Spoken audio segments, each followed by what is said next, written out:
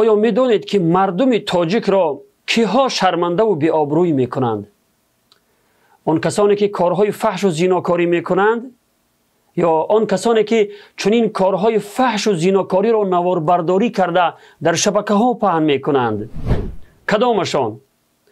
ببینید، اگر آن نواربرداران خیانتکار که تلفنی در دست هر چیزی دیده اشان را نواربرداری میکنند و بعضی بلاگران فاسق چنین نوارهای شرمنده کنی را پهن نمی کردند، مگر کار به اینجا می رسید که زنان تاجیک را با نام فاحشه شناسند و باوری با آنها باقی نماند؟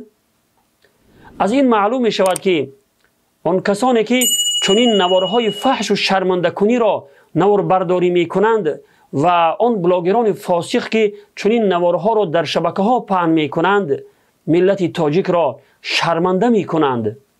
به خاطر 2 تنگ پول یوتیوب و به خاطر لایک و پرسماتر یک ملت بزرگ را شرمنده می کنند.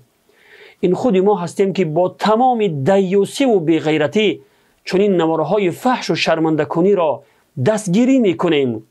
با لایک و کامنت نوشتن و با پدلیچه کردن هرچی بیشتر و بیشتر آن را پهن می کنیم. این فاسقان را در کار گناه یاری می دهیم.